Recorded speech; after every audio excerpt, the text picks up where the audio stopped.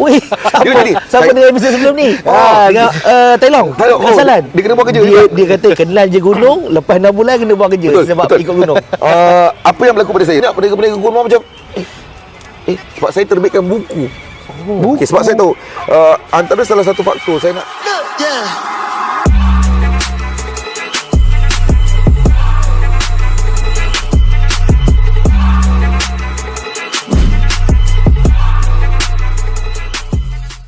Hello, hai, Assalamualaikum. Selamat kembali lagi kita ke podcast Komat Terpaling Outdoor. Sekarang kita berada di Gopeng Glamping Park bersama dengan owner dia sendiri.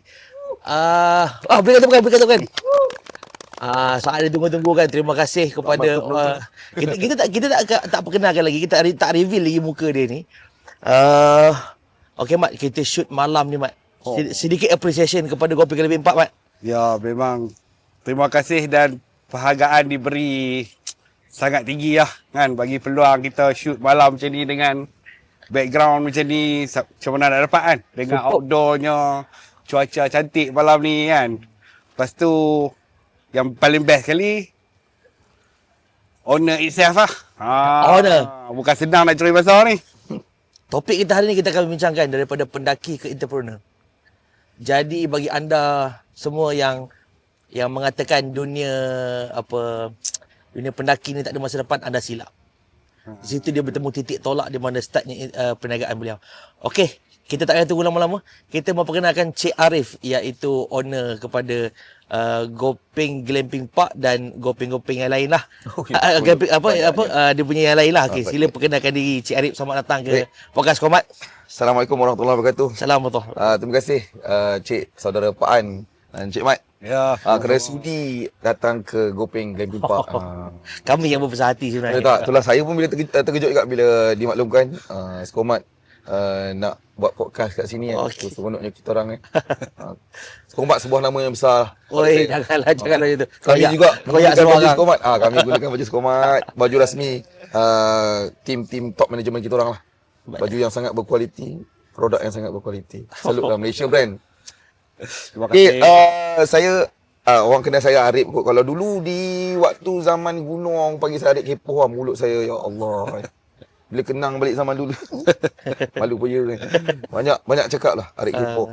So background saya bersekolah dulu di sekolah rendah AU Kramat, and then sekolah menengah di sekolah menengah kebangsaan Taman Setiawangsa.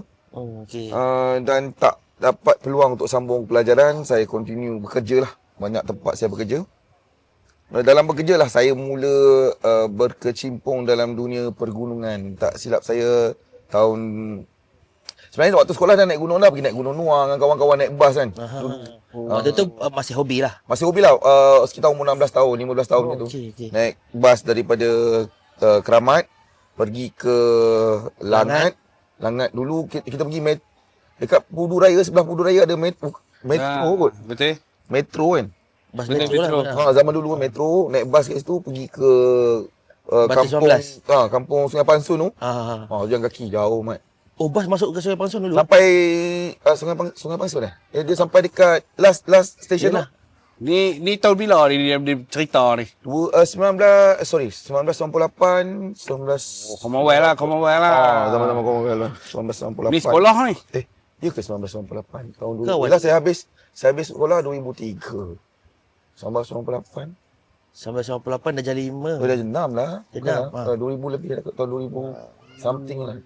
Maknanya umur 16 tu lebih kurang dalam 2002. 2002. Betul, 2002. Yeah, 2002. Dah milenial dah waktu tu kan. Jadi zaman tu lah mula start naik gunung, jumpa kawan-kawan. And then minat kat gunung, seronok naik gunung ni, penat. Na'udzubillah dia kan. Tapi dia ada satu keunikan. Naik gunung ni dia macam, dia ada satu peak kepuasan. Dia jadi macam, satu kita melihat ciptaan lah. Kedua, bila kita dapat bersama. Bila kita dalam lautan tu sebenarnya banyak pendidikan yang kita dapat. So naik gunung. Habis sekolah pun naik gunung. Tapi lepas waktu bekerja tu baru start kenal. Sebab waktu main internet kan, jumpa pula geng-geng gunung online. Forum-forum yang ada bermain di sekitar tu. Sebelum ni kita naik gunung dengan kawan-kawan yang kita kenal. Kita tak pernah bercampur dengan luar. Tapi bila dengan forum, kita kenal, orang yang lebih orang luar. Lepas tu baru tahu lah, ada senior-senior lain lah. Ada orang-orang ni kan. Dan bila kita bercampur, yang seronoknya diorang tak lokek ilmu. Sentiasa mendidik, sentiasa mengajar kan. Tapi masa tu starting gunung kecil-kecil je lah. Gunung Nuang. Saya Gunung Nuang tu kerap jugalah boleh katakan setiap bulan macam nak pergi Gunung Nuang kan. Lepas tu barulah kenal, oh rupanya banyak lagi gunung kat Malaysia. Sebab sebelum tu memang Nampak pelik. Nampak pelik. Apa you ada situ? Lip. Ada terbunjur itu. Lip, kepit kat ni, Lip. Seluar ni. Tepi ni, Lip. Tepi seluar. Tak boleh nak sorok sangat. Saya tak sampai. Okey. Tak apa. So itulah banyak gunung. Bila naik gunung, bila jumpa grup tu, ada nama Gunung Korbu, ada nama gunung. Lepas tu baru terbuka peta Malaysia ni kan. Tengok, ratus lah gunung. Bukan Nuang lagi gunung di Malaysia ni. Kita ingat Gunung Nuang tu dah habis lah kita panjat. Tapi rupanya banyak lah gunung. Lepas tu tiba-tiba dalam kita naik gunung ni, ada pula version. Dan kebetulan, orang yang pertama guiding saya untuk naik gunung luar ni, Salan dengan Mus. Saya tak tahu dia di podcast sebelum ni kan. Di podcast sebelum ni, episod sebelum ni. Mus dengan Zos. Saya tu antara cikgu pertama saya kot. Okey. Perkenalkan saya dengan dunia gunung luar. dia macam berantai Pak An. Kau ni klik dengan kau ni, kau ni klik dengan kau ni. Yelah, waktu tu komuniti tak terlalu besar. Bukanlah tak terlalu besar. Dia besar tapi platform tu hanya tertumpu pada satu tempat tu. Jadi semua connect kat situ. Betul. Ada dua platform yang famous waktu tu, Gunung Online dan Kasih Hutan Kita, KHK. Dua tu quite famous lah, yang paling kerap kita guna. Dan lepas tu Friendster,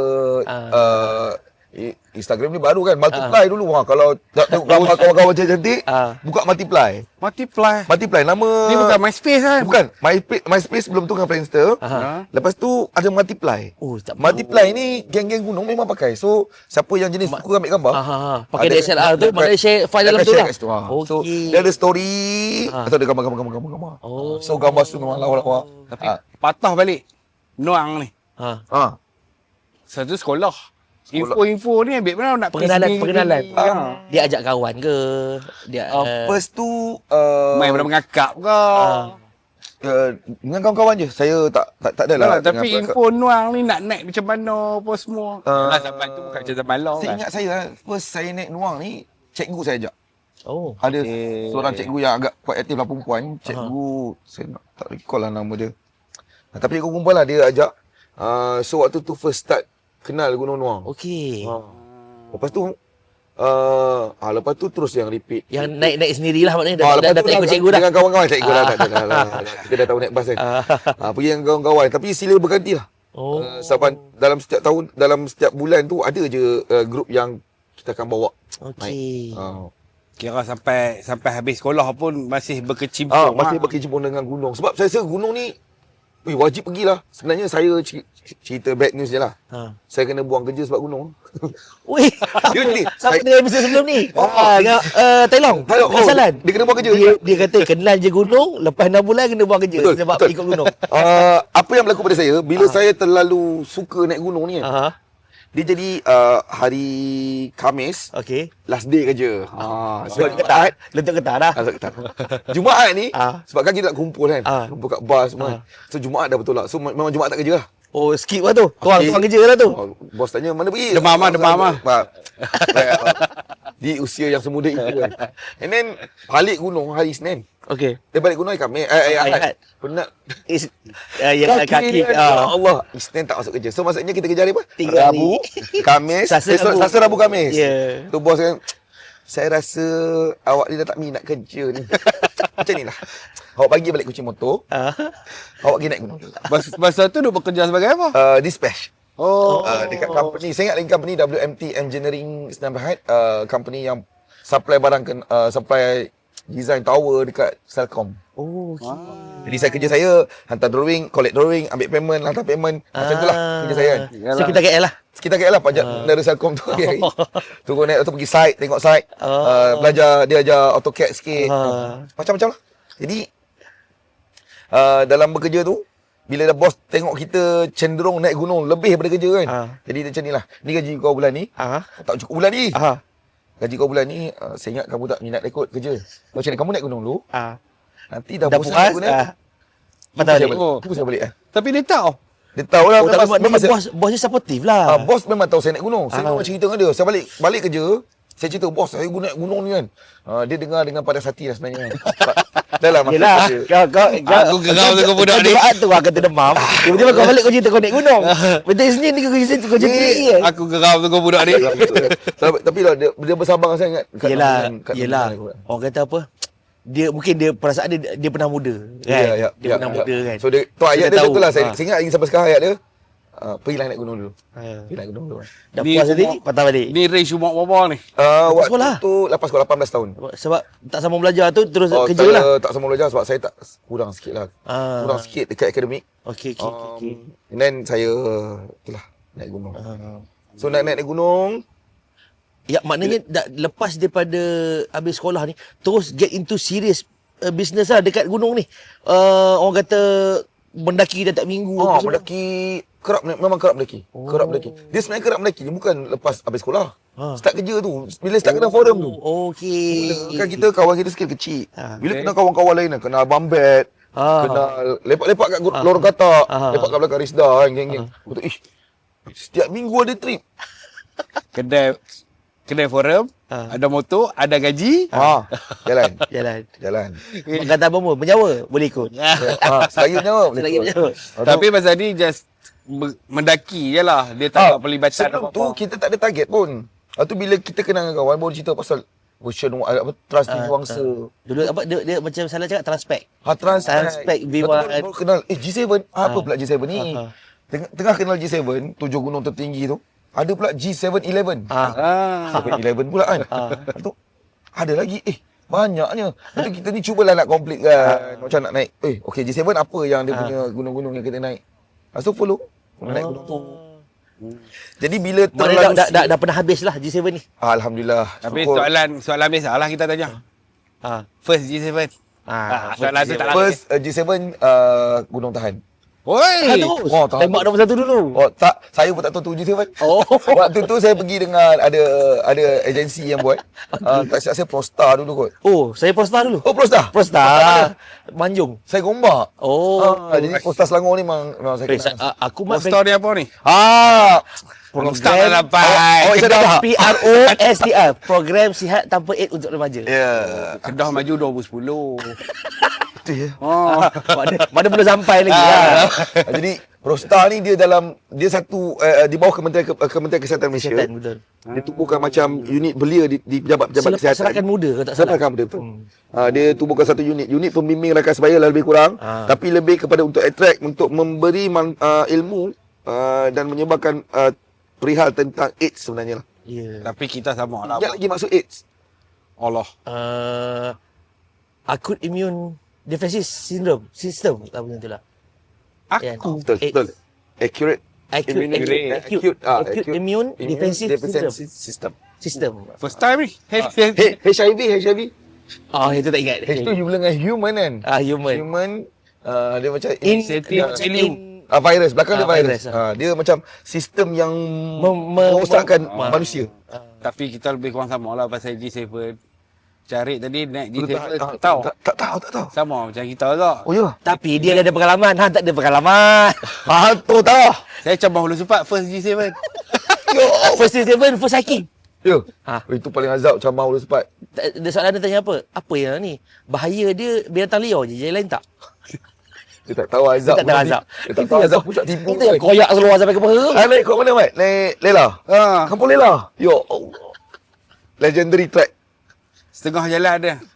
Kowi tak sampai atas. Dia kata jalan. Betul. Dia kata jalan tertibu Jalan Arah tak tibu pun.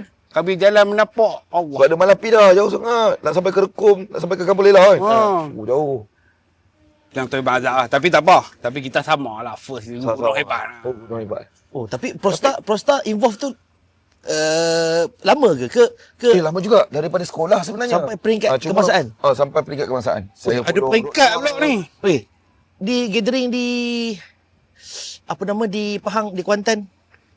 Apa kita tak tahu Prostar ni? Apa tahu lah. Apa? Tahu lah. Aku tak pernah legak Saya pernah follow yang road tour waktu zaman Abdullah Ahmad Badawi, PM Abdullah Ahmad Badawi, road tour satu Malaysia tu.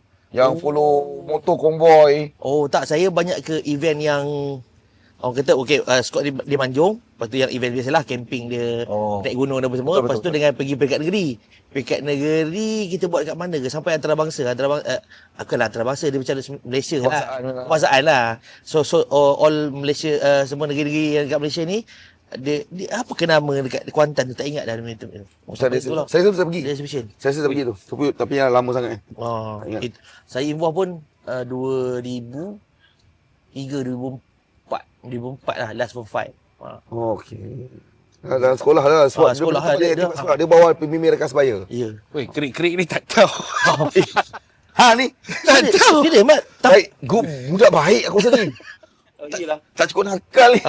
Ish. Tak nakal ni. Tingkatan dua kali patah dah. Takkan tak cukup ni. Amalan ketiga kena tak? Ha? Amalan ketiga kena tak? Saya 5 tahun. Tingkatan 1, tingkatan 5. Tingkatan 3 yang sihat. Yang lain? 4 tahun ni. Sakit tiap tahun. Tu nakal kot lain tu. Patah riuk Okey lah, sambung. Tapi dalam duk sulam-sulam tu, dah kena buang je. Allah. Duk hiking lagi. Masa income. Dia bila kena buang kerja tu, yang memotivasikan saya, sebab bila dah terkena buang kerja, nak hidup kan? Nak hidup.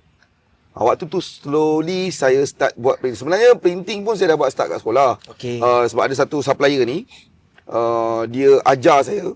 Dia kata, okay, macam ni. Kau ambil order, kau buat design simple-simple, kamu bagi kat saya bagi harga, kamu cari sale. So daripada sekolah kan saya main. Jadi macam ambil order, member nak buat yang kelab ke apa ke. Baju kelab kan. So order bagi kat pakcik tu. Okey. And then bagi pakcik tu duit, siap dia bagi barang, kita pergi. So saya dah markup siap-siap lah. Masa tu start daripada konten lah, belum lah. Betul, daripada konten, betul. Baju kelab-kelab kelas apa semua ni lah. Saya lukis pakai pen. Sama. Baju kelas pergi makan pen. Nak seorang lelaki seorang perempan. Aku pun hidup dalam blues punya muka. Pindahkan ke dalam words. Ya. Sebab nak patching logo kan. Ya Allah, macam-macam. Lepas tu, bila habis sekolah, bila dah kerja, dah kena buang kerja tu, sebenarnya sebelum tu buat je orang order sikit-sikit sebab masih kontak dengan pakcik tu. Sampailah satu hari bila dah kena buang kerja tu, macam apa nak buat ni? kena serius kot. Macam sebab saya sebenarnya sejujurnya saya start bekerja, start keluar bekerja daripada rumah daripada dah jam 4. Dah jam 4 dah cari tu, duit lah maknanya. dah macam yalah sebab mak ayah bukan orang senang. Jadi dah jam 4 tu dah start cari duit. Saya kerja kedai roti canai. Gaji RM4. Sehari. Dia daripada kalau contoh Pagi lah.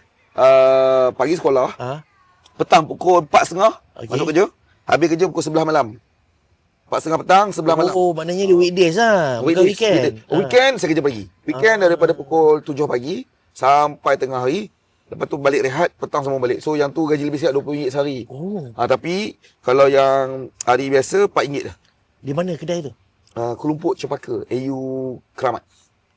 Dia bersebelahan dengan Setiawangsa lah. Kedai roti canai tu saya tak sure ada lagi, tapi tak ada lah. Tapi saya punya token nama dia Cik Wan. So kedai Melayu lah, bukan kedai Melayu. Kedai Melayu. Rumah dia pun sebab rumah saya Kuala Lumpur Cempaka. And then bawah tu kedai roti canai. So saya kerja bawah tu. Dah jam 4 kerja kedai roti canai, lepas tu dah jam 5 tu dah start masuk bengkel, kerja bengkel. Selam lah, ada kerja waktu kerja bengkel, ada waktu kerja kedai roti canai part time kan. Maknanya token-token tu dah tahulah. Kau datang ke tak datang ke, ni lah, mana kau datang bagi kerja. Kerja tambahan lah, bukan pekerja betul dia, pekerja tambahan. Dia macam nak support budak-budak lah kan. Jadi banyak dah saya tempat kerja buat. Even form 3 pun saya banyak kerja dekat kilang besi, kilang ni. Form 4 tu saya dah serius kat hotel lah. Form 4 dalam naik gunung tu, kan naik gunung, saya kerja bengkel juga. Form 1, Form 3 memang all out dekat bengkel. Banyak belajar pasal bengkel, otomotif semua. Form 4 tu saya dah start kerja hotel, mula kerja catering. Catering kan sehari dia bayar RM50 waktu tu pasal RM50. Betul. Masuk hotel lagi besar, dia bayar RM80. Dok hotel saja. Saya first hotel saya kerja Nico, Kuala Lumpur. Lepas tu saya pergi Prince Court. Saya pergi Housekeeping lah? Housekeeping? Bukan. Banquet. Banquet. Banquet. Daripada catering tu pergi ke banquet hotel. Sebab geng-geng catering kan banyak yang main hotel juga. So dia kata, masuk hotel, best. So bila masuk hotel, memang best lah. Sebab dia punya lelaki tu umur 16. Dapat gaji RM80. Mewah dah tu. Kalau Lepas tu boleh buat OT.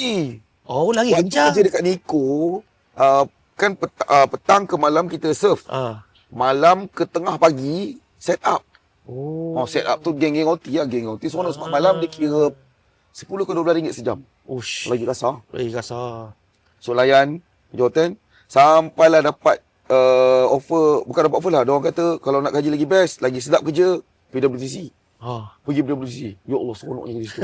Sebab hotel, kerja banquet dekat hotel-hotel yang lain macam Prince Court, semua tu kan. Kerja dekat Prince Court pula. Dekat tu lah, dekat Diko semua. Kita banquet tapi macam mana buat kena set up, kena banyak di kerja. PWTC? Banquet buat kerja banquet. Kerja hantar makanan je. Pergi kat kitchen, dia brief. Okey, sekejap lagi ready. Okey, dia tunjuk jalan masuk mana. Okay, kerja kita angkat makanan, letak makanan, serve makan, habis hantar kat steward, belah balik kerja. Meja tak pakai kemas. Tu kerja orang lain. Tu macam waktu bukan first day datang kan. Ingat nak set up table. Tapi Semua dah ready. Kata, lain macam pula kerja sini kan. Tapi tu bayar mahal. payment sama. Wah. Tu macam pakaian lagi smart. Tu macam senang. Terus stay. Kerja lama lah. Lama kerja situ. Seronok lah kerja. Seronok dekat hotel PWTC tu. Sebab kerja dia macam mudah lah. Daripada, yalah first kita kan budak-budak baru duduk belakang. Saya sampai dapat line kat VIP punya line lah. Saya ingat persidangan UMNO yang keberapa lah. Saya serve Perdana Menteri makan. Lepas tu Tun Ahmad Abdullah Ahmad Badawi lah. Saya serve dia makan.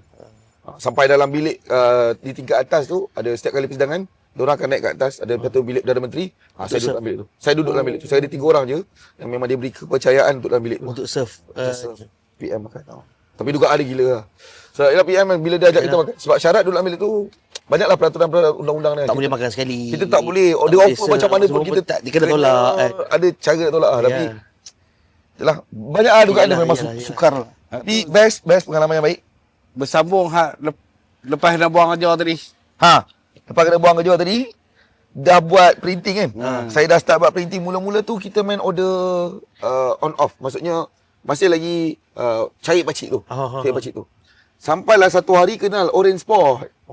Kenal Orange Sport. Macam okey, yang ni tempat Orange Sport. Sebenarnya pakcik tu pun part of dia ajar jugalah. Gitu. Macam ni aku tak larat lah. Sebab saya punya order 10 lay, 15 lay. Kejap Dia lah sampai dia. waktu dia macam malah lah yang budak ni. Dia kata macam ni lah. Okay, kau ambil baju kat sini. Kau hantar printing kat sini. Kau bagi je design kat dia. So, macam tu lah mula-mula. Tapi hari ke hari tu, so kan kita hantar printing kan. Dia kata, bos, you tak boleh bagi AI ke? Kita macam, apa benda pula AI? So, dia kata, ni saya pun print lah, print. Print, ini ke? Bukan, ini apa benda print kan?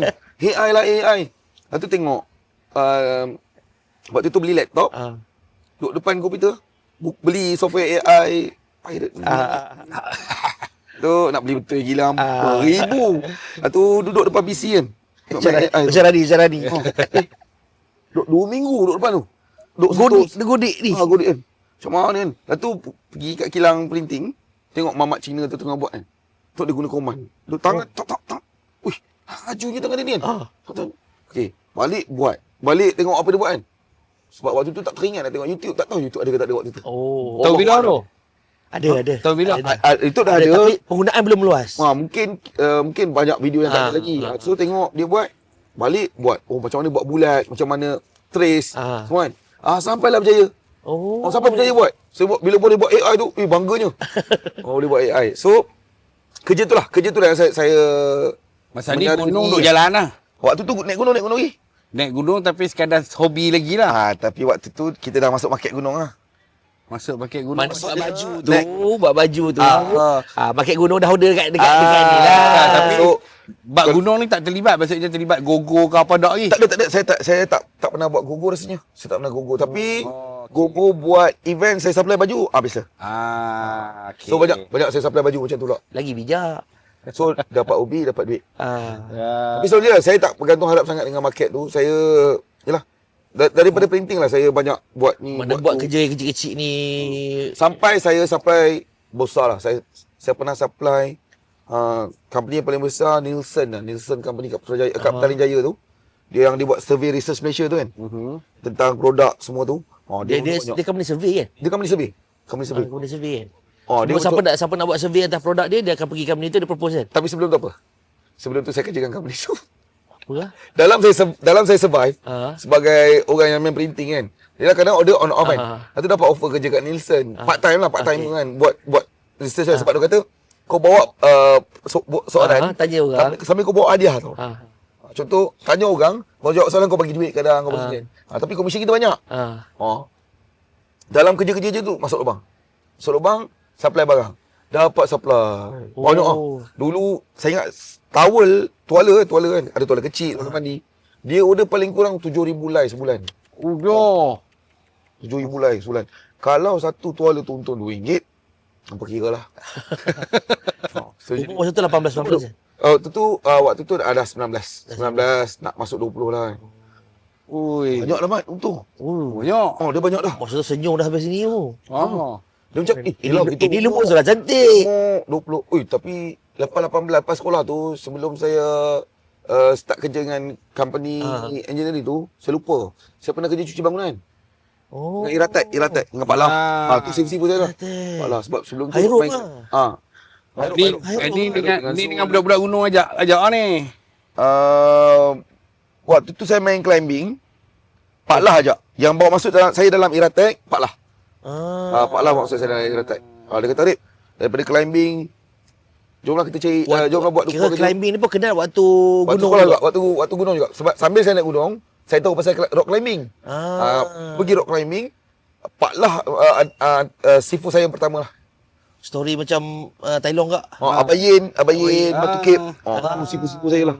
Manjat. Tengok dia kodek. Dia soal gunung ni orang sama je kot. Yelah. Pusing balik. Zaman tu lah macam law ni rasanya depa punya taucu kita pun tak kedai kadang-kadang kan. Saya Tapi tak apalah. climbing saya pernah pergi sampai AXN lah. AXN game Pak Lah bawa. Tapi tak adalah menang. Pernah masuk lah. Kau macam tu je lah. Serius jugalah. Serius tapi tak power lah. wall climbing, rock climbing sekali. Wall climbing masuk, rock climbing masuk. Cara six pack lah dulu. Kan kita bersoni. Sekarang dia bersoni tapi dia di belakang dia tu. Okey. Soalan seterusnya. Jorok pun nampak. Kira bab pergunungan ni tak pernah cari makan lah. Maksudnya go ke guide ke. Jadi Tak, saya memang supply baju je. Saya banyak supply baju je lah. Banyak supply baju buat printing macam tu lah. maksudnya Sampai dah ada mesin sendiri ke? Kilang. Kilang terus. Bukanlah kilang besar. Dia shop lot, Aha. ada meja printing. Ada meja printing sendiri lah. Tapi tak dapat bertahan lama. Jatuh bangun dalam printing banyak. Saya ingat saya survive dalam printing dalam 7 tahun. Ush, lama. 7 tahun, 7 ke 8 tahun. Sebelum kejatuhan yang agak teruk. Dan selepas tu Safa beralih kepada perniagaan kurma. Kurma ni kisah jatuh bangun hidup saya. Bangun kembalilah. Kisah kebangkitan daripada kejatuhan yang agak teruk dalam bisnes. Sebenarnya dalam printing saya banyak belajar lah. Allah banyak tegur dalam printing. Banyak sangat tegur. Jatuh bangun dalam printing tu, jatuh bangun. Tapi jatuh yang terakhir tu mengajar saya banyak benda lah kot. Sebab dia dah sampai level nak muflis punya waktu tu kan. Nasib baik dapat diselamatkan lagi. Sampai tahap raya yang kedua lah kot. Puasa yang kedua, tahun yang kedua. Waktu tu saya terdetik kalau saya tak bertindak. Waktu tu dah berkahwin sebagai seorang ayah. Ada anak. Ada isteri kan. Kalau tak bertindak, teruk ni kan. Maksudnya baju raya betul nak beli apa semua. Lepas tu terfikir kebetulan sepupu saya meniaga kurma. Dia meniaga kurma ke Bazar Ramadan. Ada kedai kan. Cakap dia susah kan meniaga kurma. Dia kata senang. Dia kata bukan kena masak pun. Ambil jual. Tu saya tanya dengan dia. Kalau saya nak meniaga kurma boleh ke? Dia kata boleh. Dia boleh supply. Lepas tu tanya orang rumah. Kat Bentong ada tapak ke? Kebetulan waktu tu Ramadan dah dekat sangat. Biasanya tapak dah habis lah. Kebetulan memang tadi dia kata dah tak ada buka. Rainbow lah. Rainbow lah. Cadang macam tu lah nak rainbow. Tapi kebetulan waktu tanya tu, dia kata kebetulan ada satu tapak kurma kosong. Dia kata Memang rezeki. Memang rezeki. Orang kata rezeki tak salah alamat tu betul. Saya bangun dengan kurma ni, cerita menarik dia. Waktu tu memang dah suffer, hutang dah keliling pinggang, duit dah tak ada kan. Ada duit RM1,000 je kat dalam kan. Kebetulan ada orang bayar payment lama-lama kan. Lepas tu pinjam duit mak mertua RM1,000. Waktu tu dengan duit RM2,000 tu, saya pergi cari supplier kurma. Sepupu saya pun ada bagi gak, tapi saya pun refer dengan supplier kat KL. Rupa saya pun waktu tak kenal lah sangat kurma. Dia kenal 2-3 jenis kan. Tanya orang ni kurma apa? Ni kurma apa kan? Kita macam, tak apa, belilah. Beli kurma RM2,000. Sepupu saya, dia kata kalau jual biasanya sekali ganda. Bawa Bazar Ramadan hari tu. Punya seronok ni.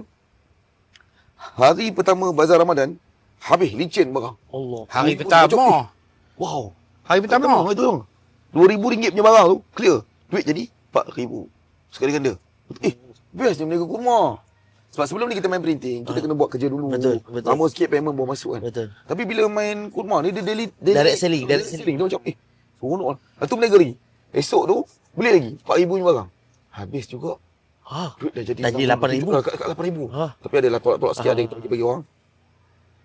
Ni menarik lah. Hari ketiga tu, beli lagi. So dia dah maintain sale lah RM8,000, RM7,000 kan. Macam, menarik lah kurma ni, seronok lah. Masa tu jual sekotak berapa? Dia ada yang RM10, ada daripada RM5 saya ingat saya daripada RM5. Ada yang sampai RM15. Lepas tu yang timbang pun ada. Waktu tu saya tengok trend, orang banyak suka timbang, nampak macam fresh kan. Buah yang dalam paket dengan buah yang dalam longgok tu. Orang macam suka yang longgok. Yang longgok tu lah. Jadi jual, saya ingat saya jual konsisten lah. Sale memang konsisten RM7,000, RM8,000, RM4,000, RM5,000 macam seronok lah. Dia tak banyak ada duit tu tapi dia macam kita pegang tu. Ya. Nombor seronok lah pula cash. Cash hari-hari. Kami double pula. Kami double. Kau spend itu double. Kau spend itu double. Betul, Tapi pasal ni, dunia rekreasi ni dah terpisah. Saya terpisah sebab waktu zaman kejatuhan business printing, saya dah tak boleh nak berniaga, saya dah tak boleh nak dah tak pendapatan tak ada. Waktu tu dah kahwin. Nak wah-wah lagi dah tak boleh. Dah macam dalam menghadapi struggle sendiri kan. Cari tempat untuk keluar. Malu jumpa kawan-kawan sebab kita dah tak ada apa kan. Jadi duduk lari ke Bentong tu. Lepas kahwin tu lari. Bentong tu di rumah mak tua lah. Rumah mak mertua betul. Lari ke Bentong tu sebab cuba nak hidup baru. Kena buat sesuatu sebab yelah kita lelaki kan. Kalau tak buat lebur amat kan. Jadi buat sesuatu. Alhamdulillah memang Allah bantu. Banyaklah Allah bantu, Allah didik, Allah bantu kan. Jadi pada situ dah naik. Saya ingat waktu 15 Ramadan ada makcik seorang ni. Itulah yang menyebabkan saya meniaga kurma. Sampailah ni, kedai kurma saya masih di Bentong. ada lagi. Ada. Bazar Tamak Al-Arif di Bentong. Sampailah masih ada. Orang Bentong. Okey. Bazar Kedai. Arif tu. Bazar Tamak Al-Arif. Kedai apa? Sekali lagi. Kedai kurma. Kedai kurma. Bazar Tamak Al-Arif. Siapa yang di Bentong, mungkin ni. kenal aku saya. Bazar Tamak Al-Arif. Ni kosong nak dekat, jangan lupa Itulah. Maknanya Al-Arif tu nama lah. Nama sendiri lah. Okey. Kedai Arif lah. Kedai Arif. Al-Arif Kedai, maksudnya kedai kurma Arif. Ni saudagar kurma. Tapi sedap namanya Bazar Tamak Al-Arif. Oh, jarak. Daripada bisnes printing, boleh. Tapi waktu meniaga kurma, baru saya terdetik. Dia terdetik something lah. Sebab kenapa Allah duduk saya dalam printing dulu. Kenapa tak kurma dulu? Sebab meniaga kurma ni seronok. Okey, 15 Ramadan tadi, ada seorang makcik ni dia kata, "Dik, lepas ni kamu meniaga kat mana?" Saya kata, meniaga kurma bulan Ramadan lah makcik. Habis Ramadan tak ada lah. Saya buatlah kerja lain. Allah, kamu meniaga lah kurma lagi. Makcik susah nak dapat kurma kat sini. Ni lingkungan tahun bila ni? 2007? 2010. First time meniaga kurma 2010. Umur saya ni 25, 28 ke tu kot. Kau muda lagi. 22. Saya kahwin 2008. Umur tu 22. Nikah awal. Nikah awal. Gatai. 86 Tahun 86 betul. 86 2000 2010 tu 2006 20. 26 lah. Umur 26 tahun. Betul. Dalam sekitar 26 tahun 2010 tu. Sebab waktu tu zaman kebangkitan lah. Zaman saya bangkit balik. Bila makcik tu cakap macam tu macam, saya pun pernah orang rumah kan. Ada market ni. Sebenarnya kita ni pun tak tahu nak kerja apa lagi lepas Ramadan ni. Betul juga. Setengah seronok meniaga kurma ni. Tu fikir pandang ni kan. Kita kerja apa lepas Ramadan? Kita je. Boleh lepas makcik tu gerak lah. Makcik tu gerak kan. Tu duduk malam tak tidur. Sembang Ramadan. Betul jugalah makcik ni cakap. Esok pagi tu, Ustaz rumah dia, kita tak turun KL, pergi majlis daerah. Majlis Bandar Bentuk. Tanya kan, ada tak dapat pasar pagi? Ataupun pasar malam selepas Ramadan ni? Dia kata ada. Pasar pagi, dia kata kat pasar pagi Bentong lah. Dia kata lot-lot ni boleh duduk. Dia kata boleh berniaga. Dari pasar malam, dia kata pasar malam, kita ada beberapa lot. Tapi ni kena mohon. So kita pun hantar borang. Dapat satu tapak pasar lot dekat hari Selasa dekat Taman Gemilang. Lepas tu, dapat pasar tani. Cari pula tapak pasar tani. Dapat. Jadi dah ada tempat 3 benda mereka. Apa yang kita orang buat, masuk ke 16 Ramadan tu, orang biasanya, orang meniaga kurma, dia akan meniaga 15 hari pertama je. Lepas tu dia akan habiskan barang. Dia takkan melidah barang lepas tu. Kita orang, lepas Ramadan tu, boleh banyak-banyak. Boleh banyak-banyak kan. Sebab lepas Ramadan banyak start dah supplier. susah. Start dah susah. Susah sebab supplier kata, anak dia lepas Ramadan, diorang pun pakai Ramadan. Ni banyak duit ni pasal hari ketiga pun dah lansam lah, dah clear dah. Tu saya seronok sebab dah boleh baju raya, dah boleh bagi duit raya.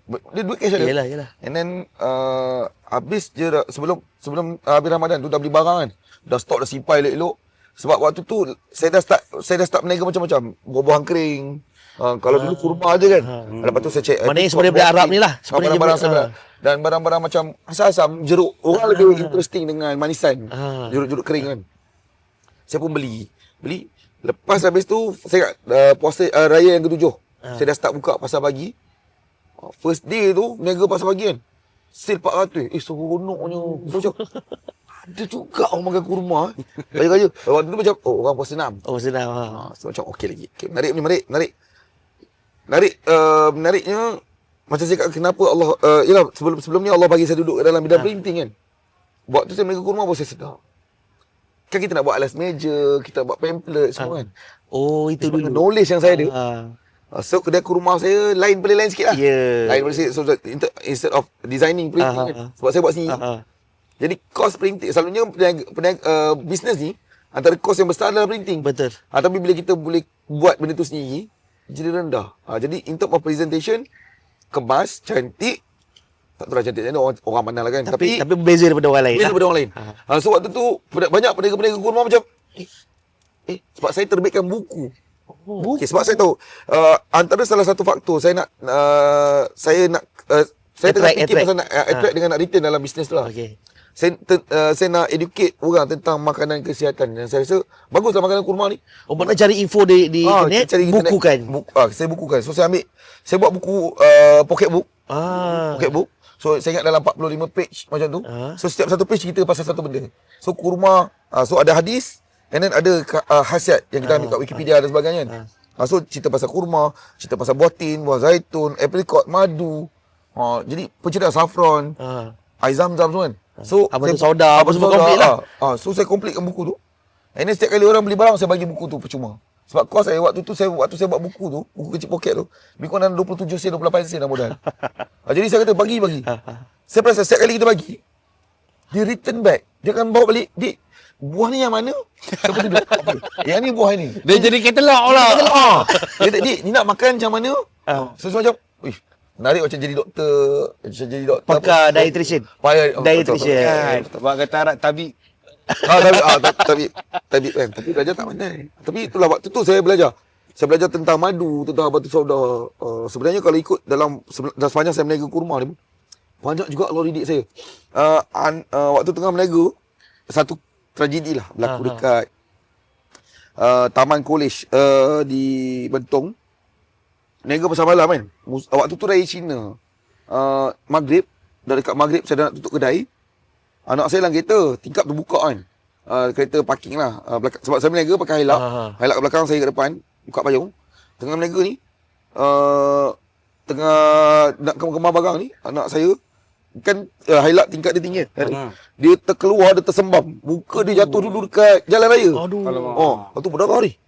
Darah ni. Lepas tu macam, kita dah panik kan. Saya teringat pasal cerita Abdul Sodah. Sebab saya banyak baca buku. Dan saya pun memang makan. Letak Abdul Sodah, letak minyak zaitun. Lepas tu bawa pergi hospital kan. Cepat x-ray semua. And then saya treat, saya rawat dia.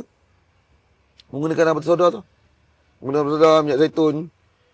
Saya tengok kaedah pemulihan tu dia macam laju. Lepas tu saya... Yelah, mulut budak kan. Orang kata pecah tu mesti teruk kan. Lah, gigi ni tikam dia punya bibir. So terkoyak kan. Dia x-ray otak dia semua. Waktu tu okey. Dia cuma luka kat muka lah. Memang berkesan pun. Lepas tu saya banyak baca, betul ni bagus untuk demam dan sebagainya. Tragedi tu saya dapat. Saya dapat tragedi demam. Okey, demam. Anak demam, saya demam kan. Cuba pakai. Bukanlah saya kata ubat lain tak bagus, tak. Saya cuba pakai natural benda sunnah kan. Sunnah kan. Tu Rasulullah pula cakap. Bila kalau kita Nawawi pun banyak cerita pasal perubatan-perubatan sunnah. Saya makan madu, makan ni. Saya rasa pemulihan tu lagi ni. Bagus lah. Anak saya sampailah. Anak saya seorang 16 tahun. Seorang tu 12 tahun. Seorang lagi 11 tahun. Sekarang kalau diorang demam, diorang sendiri tahu nak cek apa. Diorang akan cari Abdul Sodah, dia makan, sehari 2 hari dia cover. Dia orang tahu ubat kalau dulu bagi sebab dia rasa pedas kan. Bila kita bagi, montok-montok tak nak. Dia memang tak nak. Tapi memang paksa, daripada kecil memang ajar. Makan soda, makan madu. Dah besar dah cari sendiri lah. Sakit dia cari. Dah tahu kan. Dia dah tahu. So banyaklah pendidikan Allah bagi saya dalam saya berniaga kurma ni, banyak benda yang saya belajar tentang nak proofkan tentang apa yang kita baca. Dia datang dengan ujian. Dengan menghadapi kan. Sebab gila kadang-kadang bila kita bercerita tentang instead of fact yang tertulis, tapi kita tak pernah mengalami peristiwa. Saya mengalami semua peristiwa. Study case lah. Tapi perik.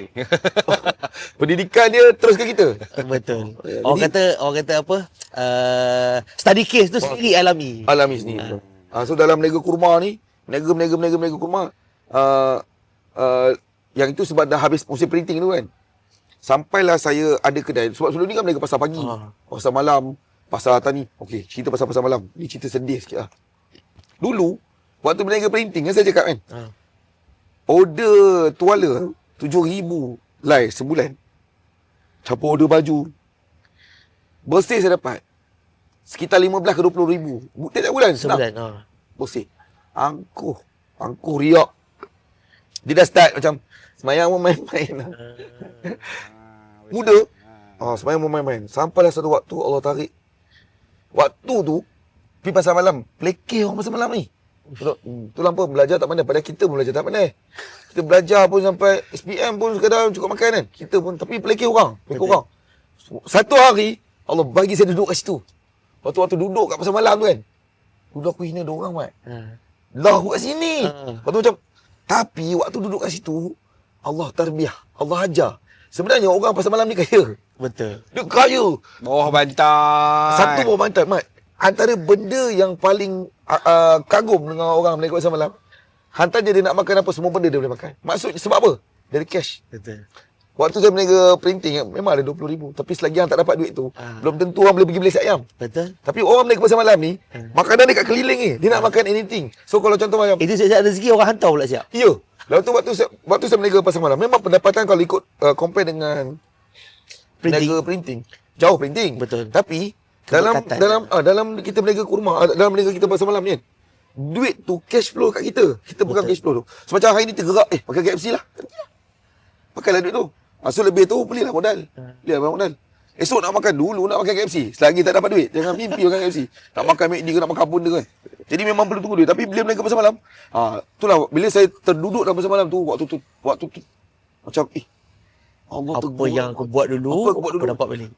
Apa yang aku cerita, apa kita pergi awal dulu kan. Allah letak situ. Kalau dia ada sepak je dah. Okey, baik. Kau sepak tu terajang tau. Ada terajang pun terkepan. Duduk situ. Lepas tu bila duduk kat pasar malam tu kan, aku cakap dengan rumah, dulu saya pelekeh orang ni. Tapi lah kita duduk sini kan. Waktu tu baru tahu betapa susahnya nak menjadi seorang peniaga lah. Kan? Bukan sekadar ada duit, tapi ilmu, pengalaman dan sebagainya yang akan mendidik kita. Waktu duduk kat pasar malam tu, memang sakit. Okey, orang yang berjuang dekat jalanan, antara benda yang diorang takut, hujan. Ya, betul. Hujan ni satu benda yang bila sebab kita, bagi macam kita kurma kan. Yelah. Kita nak jaga barang tak nak bagi rosak. Tapi dalam kita menjaga barang, kita ingat kita susah dah. Tengok makcik sebelah yang dah masak lauk banyak. Orang tak beli. Orang tak contohlah kalau hujan tu daripada awal pasar malam sampai habis pasar malam. Mana nak campak lauk tu? Betul. Tu orang tengok Tapi bagi saya ada satu prinsip jugalah. Kan orang yang negatif jalan ni adalah sebenarnya the real fighter lah. the real fighter. The The true fighter lah. Kita nak sembang pasal yang ni. Cuma kita akan break sekejap. Jangan ke mana-mana, teruskan menonton Skomat. Support di media sosial kami. Instagram, TikTok, Facebook, dan kalau website terus ke www.skomat.com. So kita berehat sekejap, kita akan kembali selepas ni. Kita nak minum-minum dulu sekejap. Okay, alright, bye. Yeah.